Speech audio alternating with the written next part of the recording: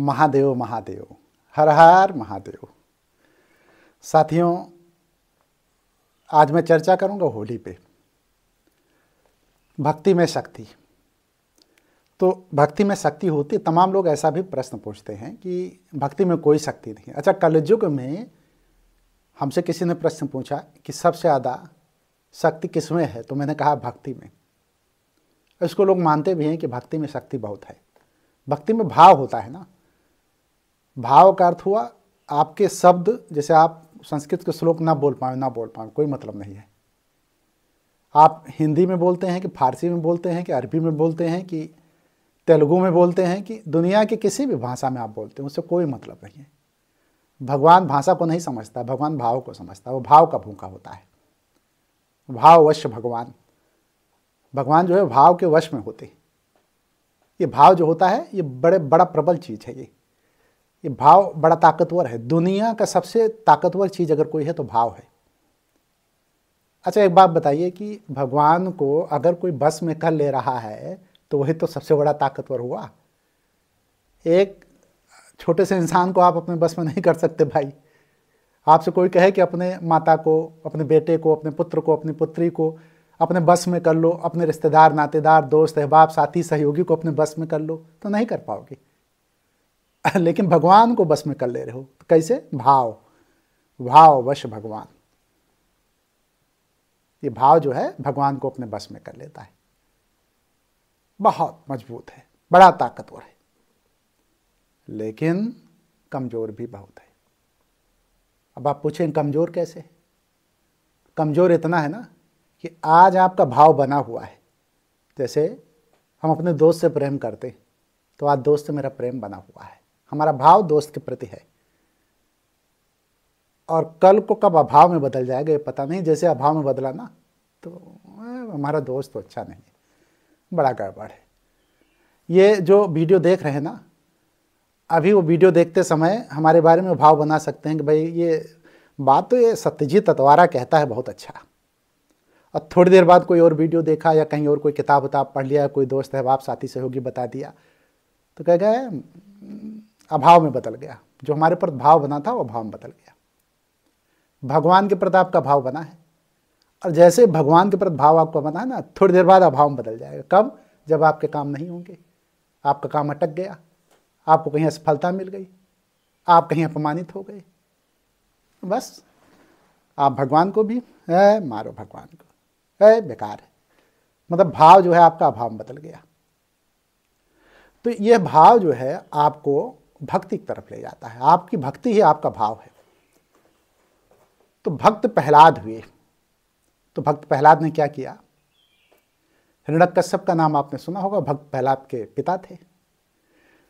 अब वो विष्णु की पूजा ना करके, भगवान विष्णु की पूजा जो भी करता उसको रोकते वो, और कहते कि नहीं, विष्णु की पूजा नहीं करना है, मैं स्वयं सक्षम हूं और मैं ही संसार चला रहा हूं, मुझसे बड़ा ताकतवर कौन है। और लोगों से, अपनी प्रजा से वो कहता, राजा हिरण्यकश्यप, कि मेरी पूजा होगी। अब देखिए, उसका बेटा, उसका भाव कहाँ लगा हुआ है?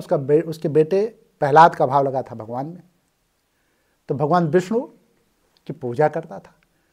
अब प्रहलाद की पूजा जो है हिरण्यकश्यप को पचती नहीं थी कि दुनिया को मैं कह रहा हूं मेरी पूजा करो, और ये मेरा बेटा है, ये भगवान विष्णु की पूजा कर रहा है। बड़ा अत्याचार हुआ प्रहलाद के साथ। किसने किया? उसके पिता ने ही। क्यों किया? उसके अहंकार ने करवाया अत्याचार। हिरण्यकश्यप, राजा हिरण्यकश्यप अहंकारी हो गया। तो अहंकार ने जब अत्याचार करवाया तो उस अत्याचार से भी प्रहलाद नहीं डिगा। क्यों? उसका भाव मजबूत था। अभी थोड़ी देर पहले मैंने बताया कि जब भाव ना प्रबल हो जाए तो डर नहीं रहता। प्रकृति में भय है, परमात्मा में भय नहीं है। परमात्मा कौन है? विष्णु है, शिव है। तो अगर हम परमात्मा के प्रति हमारी अगाध श्रद्धा, विश्वास हो गया और भाव हमारा वहां टिक गया तो डर कैसा? तो प्रहलाद को डर नहीं हुआ, बिल्कुल नहीं डरा। वो डरा ही नहीं। लाख अत्याचार होते रहे लेकिन वो सहता रहा। तो जानते हैं, कई बार मारने का प्रयास हुआ। अंत में यह हुआ कि होलिका उनकी बहन थी, हिरण्यकश्यप की, मतलब प्रहलाद की बुआ। मारने का प्लान हुआ तो उनको एक वरदान मिला था होलिका को कि आप आग में कभी जलेंगे नहीं, आग आपको स्पर्श नहीं कर पाएगी। तो हिरण्यकश्यप ने सोचा कि इस बालक को, प्रहलाद बालक को लेकर के हमारी बहन होलिका जो है बैठ जाएगी, प्रहलाद मर जाएगा और होलिका जिंदा चली जाएगी, मतलब ये विष्णु की पूजा करने वाला मर जाएगा। तो मैंने थोड़ी देर पहले बताया कि जिसका भाव ईश्वर में, महादेव में लग गया है ना, तो भगवान उसकी रक्षा करते हैं। जब आपकी रक्षा ना हो रही हो तो इसका अर्थ यह हुआ कि भगवान में आपका भाव नहीं लगा है। यहां भी पॉइंट नोट कीजिएगा। अब कहानी यहीं से शुरू होती है। होलिका क्यों? एक दिन पहले होली मनाया, होली के एक दिन पहले होलिका जलती है। तो हमारे पुराणों में जो है, मतलब भारतीय पुराणों में ये वर्णन है कि भगवान विष्णु जो है वो विष्णु अवतार हुआ जो है, और नरसिंह के रूप में अवतार हुआ, आधा मनुष्य तो आधा पशु का। तो जब अवतार हुआ जो है, तो पहले तो प्रहलाद को जलाने के लिए हिरण्यकश्यप ने जब अपनी बहन होलिका को लेकर के होली के दिन, होली के एक दिन पहले, मतलब होलिका जिस दिन जली जो है, असली होलिका तो होलिका के दिन ही होता है ना, तो हम लोग खुशी मनाते हैं होली के दिन। तो उस दिन जो है होलिका तो जल गई, ये भगवान की कृपा से, लेकिन प्रहलाद बचे रह गए, भगवान की कृपा उन पर रही। तो उनके ऊपर भगवान की कृपा क्या हुई? होलिका की कृपा ही कहूँगा, कम से कम चलिए ठीक है, आपने जो भी कर्म किया उस कर्म के अनुसार आप जल गई। तो भगवान की कृपा कहाँ आई? प्रहलाद के ऊपर, भक्त प्रहलाद के ऊपर। तो भक्त प्रहलाद बच गए, और उसी समय जो है नरसिंह अवतार के रूप में भगवान विष्णु जो है अवतार लेते हैं, और अवतार लेकर के वो हिरण्यकश्यप को मार देते हैं, न दिन में न रात में। उसको भी कुछ वरदान मिले हुए थे, उस पर जाऊंगा तो बड़ा लंबा हो जाएगा, इसलिए उस पर मैं चर्चा ना करके इतना ही कहूँगा कि विजातीय तत्व, विजातीय तत्व का मतलब आश्रित तत्व, आश्रित तत्व का मतलब राक्षसी तत्व, राक्षसी तत्व का मतलब नकारात्मक शक्ति, नकारात्मक शक्ति का मतलब वो जो संसार में गलत धारणा पैदा करती है, गलत तरीके से जो है लोगों को भ्रमित करती है, जो द्वंद्व पैदा करती है गलत तरीके से, उस शक्ति को परास्त करने के लिए भगवान विष्णु को स्वयं अवतार लेना पड़ा, और उन्होंने उस नेगेटिविटी को समाप्त किया। हिरण्यकश्यप नेगेटिविटी का द्योतक है। आपके मन के अंदर जो है दो तत्व हैं, एक तत्व है आसुरी तत्व, एक है राक्षस मतलब देवी तत्व। तो जो दैवी तत्व से ओतप्रोत हैं वो हमेशा अच्छे कर्म करते हैं, शुभ कर्म करते हैं, और जो आसुरी तत्व से ओतप्रोत हैं वो अशुभ कर्म करते हैं। तो होली जो है, होली का त्यौहार शुभ और अशुभ की लड़ाई है, देव तत्व और आसुरी तत्व की लड़ाई है। हम इस होली में जो है अपने आसुरी तत्वों का पूरी तरीके से, जिस तरीके से होली का आसुरी तत्व की द्योतक थी वो जलकर राख हो गई, उसी तरीके से हम ये कहते हैं कि हम अपने अंदर की जितनी भी आसुरी शक्तियां हैं उनका नाश करेंगे। तो प्रभु ने एक साल में एक बार हमें मौका दिया होली का त्यौहार मनाने के लिए। तो आप लोगों से भी कहूंगा कि देखिए, हमारे धर्म ग्रंथ जो कहते हैं, हमारे पुराण जो कहते हैं, हमारे शास्त्र जो कहते हैं, उसका अगर हम अक्षर सा पालन करें तो हमारे अंदर कष्ट रह ही ना जाए, दुख रह ही ना जाए। क्यों? इसलिए कि जो है हम होली के त्यौहार पर अपने आसुरी तत्वों को जला देंगे तो दुख कहाँ रह जाएगा, निगेटिविटी समाप्त हो जाएगी। दुख क्यों होता है? नकारात्मकता की वजह से होती है। और जिस दिन हमारे अंदर की नकारात्मकता खत्म हो गई ना, तो खुशी ही खुशी रह जाएगी। तो आप सबसे मेरा अनुरोध है कि इस होली के त्यौहार पर आप अपने अंदर स्थित जितने भी विजातीय तत्व हैं, जो भी हैं, जितने भी बुरे कर्म आपने सोच रखे हैं या कर रखे हैं या आपके अंदर हो रहे हैं, उन सब का नाश कर दें। और मैं यहाँ तक कहूँगा कि यदि आपके इष्ट मित्र, साथी, सहयोगी, रिश्तेदार, नातेदार, जो भी दूर दराज या नज़दीक के जानने वाले हैं, उनसे अगर कोई वैमनस्य हो तो उस वैमनस्य को भी आप खत्म कर दें। उनकी जो दूरियां हैं उसको मिटा दें। दूरियां कौन जो है पैदा करता है? आसुरी तत्व पैदा करता है। हमारे यहाँ तो दूरियां जब पैदा करने की बात कही गई है कि दूरियां कौन पैदा करता है, तो आसुरी तत्व पैदा करता है। नहीं तो हमारे धर्म ग्रंथों में तो कहा गया है कि सर्वे भवन्तु सुखिनः, सर्वे सन्तु निरामया, सर्वे भद्राणि पश्यन्तु, मा कश्चित् दुःख भाग् भवेत्। सभी सुखी हों, सभी शुभ ही शुभ देखें, किसी को किसी प्रकार का दुख और कष्ट ना हो। सर्वे भवन्तु सुखिनः, सर्वे सन्तु निरामया, सर्वे भद्राणि पश्यन्तु, मा कश्चित् दुःख भाग् भवेत्। सब अच्छे से रहें, जीवन उनका अच्छे से चले, आनंदपूर्ण चले।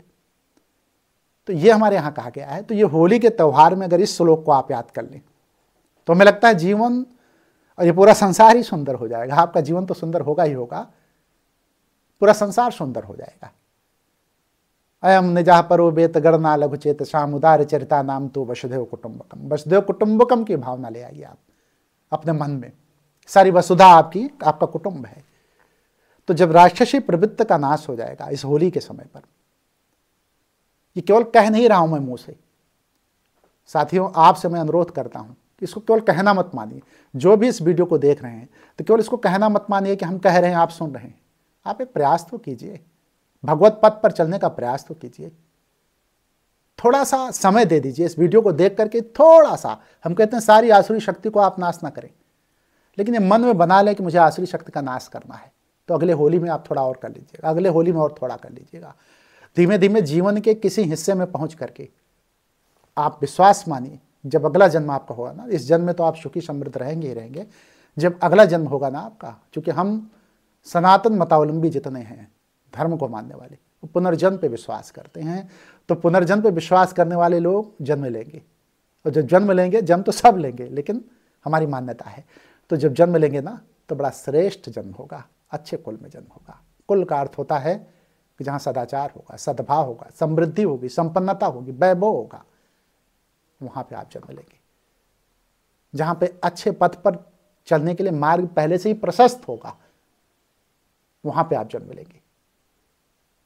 तो अभी से अगर आचरण में आप कर लें, आपसे अनुरोध है, क्योंकि हमारे जो भी श्रोता हैं, दर्शक हैं, उनसे मेरी उम्मीद रहती है कि हमारी वीडियो के देखने के बाद कुछ परिवर्तन आंशिक जरूर अपने अंदर लाएंगे। लेकिन यहाँ एक भ्रम पैदा होता है, जब व्यक्ति के अंदर द्वंद्व होता है ना, तो वीडियो देखने के बाद भी वो प्रश्न प्रतिप्रश्न करना चाहता है। प्रश्न करना अच्छी बात है, लेकिन नकारात्मकता के साथ प्रश्न करना ये गलत बात है। पूर्वाग्रह से ग्रसित होकर के प्रश्न करना गलत बात है। तो अभी इतना आप करें कि इस होली के पर्व पर सकारात्मक सोच के साथ अपने धर्म ग्रंथों का अध्ययन करते हुए, अगर मौका नहीं मिल रहा है धर्म ग्रंथों का अध्ययन करने का, तो हमारी भारत खंडे 9 यूट्यूब चैनल को ही देख करके कुछ न कुछ अपने विचारों में परिवर्तन लाएं। अगर विचारों में परिवर्तन ले आते हैं तो आपका जीवन श्रेष्ठ होगा, भव्य होगा, दिव्य होगा, दिव्याति दिव्य होगा। इसमें कोई संशय नहीं, कोई दो राय नहीं। भाई आपके अंदर ही महादेव स्थित है। अगर आप अपने अंदर के स्थित महादेव को जागृत कर लेना तो दुख कहाँ रह जाएगा। हम तो हर वीडियो में बात बताते हैं कि महादेव की शरण में आप चले जाएं। जब भक्त प्रहलाद भगवान की शरण में जा करके आग में बैठ करके भी बच सकते हैं, तो भक्ति में शक्ति ना होती तो कैसे बच जाते। ये उदाहरण है। लेकिन छोटे छोटे दुखों से पीड़ित होकर के लोग भगवान को भी अनाप शनाप बोलने लगते, उनका भाव प्रतिष्ठित नहीं होता ना, भाव डगमगाता रहता है ना। हमने बताया ना, भाव बड़ा प्रबल है और अभाव बदलने में भी देर नहीं लगता। तो इसलिए आपसे अनुरोध है कि भजन करें, चिंतन करें, मनन करें, और होली में ईश्वर की, भगवान महादेव की प्रार्थना करें, और अपने को प्रबल सबल करें, शक्तिशाली करें, ऊर्जावान बने, और ऊर्जावान के साथ साथ अपने जीवन को धन्य करें। यदि अपने जीवन को आप धन्य कर लेते हैं तो हमारा वीडियो बनाना भी सफल हो जाएगा। वीडियो बनाने का मकसद तो सिर्फ मेरा यही होता है कि धीमे धीमे तमाम लोग जुड़ते जाएं, और धीमे धीमे तमाम लोगों की एक श्रृंखला खड़ी हो, और धीमे धीमे हम शिव भक्तों की एक फौज खड़ी करके, महादेव की एक फौज खड़ी करके, महादेव के भक्तों की, उनके अंदर सकारात्मक ऊर्जा का संचार कर सकें। यही हमारा जो है प्रयास है। और इस होली के अवसर पर तो विशेष करके मैं आपसे अनुरोध करूंगा कि इस वीडियो को देखने के बाद आंशिक तौर पे आप जरूर महादेव की भक्ति में लीन हो जाइए। भक्ति में लीन होने का मतलब ये नहीं कि घर के सारे काम आप बंद करके भक्ति में लीन हो जाएं। भक्ति में लीन होने का मतलब एक श्रद्धा, एक विश्वास, एक आस्था उस परम तत्व के प्रति, उस मूल तत्व के प्रति, जो संसार और सृष्टि का रचयिता है, जो चलाता है। निगेटिविटी, नकारात्मकता से ग्रस्त व्यक्ति ये नहीं मानता, वो कहता है कोई ईश्वर नहीं है। कोई ईश्वर नहीं है तो संसार कैसे चलता है। श्वास तुम ले नहीं सकते हो, श्वास अगर अटक गई तो अटक गई, श्वासा चलत चलत रुक जाई। मतलब चलते चलते अगर रुक गया ना तो उसको वापस नहीं ला सकते हो। हिरण्यकश्यप की तरह कहा कि पूरा कौन होता है भगवान, ये संसार इस सृष्टि मैं चला रहा हूं। हुआ क्या, भगवान ने फाड़ के रख दिया ना, एक ही झटके में फाड़ के रख दिया, अपने भक्त प्रहलाद को बचा लिया। तो हम इतना कहना चाहेंगे कि आप भी हिरण्यकश्यप ना बने कि ईश्वर नहीं है, और आप होलिका ना बने कि भगवान के भक्तों को आप जला देंगे। तो जो इस वीडियो को देख रहे हैं ना, वो भगवान के भक्त हैं, और इस वीडियो पर जो अमल करेंगे ना, उनका भाव जो है पूरी तरीके से महादेव में प्रतिष्ठित हो जाएगा। तो इस वीडियो को देखने के बाद आप अपने भाव को प्रतिष्ठित महादेव में जब करेंगे ना, तो सारे दुख जो है, सारे कष्ट आपके खत्म हो जाएंगे। तो इसलिए यह वीडियो जो है, जिनको भी आप प्रेम करते हो, जिनसे आपका संपर्क हो, उनको भी आप भेजें, और इस होली के अवसर पर अपने अंदर के जितने भी विकार हैं उनको नष्ट करें, उनको जला दें, उनको खाक कर दें, उनको नष्ट कर दें पूरी तरीके से, और दोबारा वो पनपने ना पाएं, ना पूरी तरीके से नष्ट कर पाएं तो आंशिक तौर पर नष्ट कर दें, लेकिन कुछ ना कुछ करें। बस यही मैं आपसे प्रार्थना करूंगा, और आपसे उम्मीद भी है कि इस वीडियो को देखने के बाद कुछ ना कुछ परिवर्तन आपके अंदर जरूर आएगा, और ईश्वर में आपकी अगाध श्रद्धा बढ़ेगी, आपका भाव ईश्वर में प्रतिष्ठित होगा। इन्हीं बातों के साथ आज मैं पुनः होली की बधाई देते हुए आपको अपनी इस वीडियो को समाप्त करूंगा। ईश्वर आप सबको, महादेव आप सबके ऊपर कृपा करें, और महादेव की कृपा आप पर बनी रहे। आप आनंदित रहें, प्रफुल्लित रहें, प्रसन्नचित्त रहें, ऊर्जावान रहें, उत्साहित रहें, ऊर्जा उत्साह उमंग के साथ आप अपने कार्यों को करते हुए संसार में धन धान्य वैभव से परिपूर्ण रहें। महादेव से मैं ही प्रार्थना करूंगा, और साथ ही साथ आपसे प्रार्थना करूंगा कि आप महादेव के प्रति अपनी भक्ति बनाए रखें, क्योंकि भक्ति में ही शक्ति है। अपनी बात को समाप्त करूंगा। समाप्त करते समय मैं कहूँगा, जाते जाते हर हर महादेव।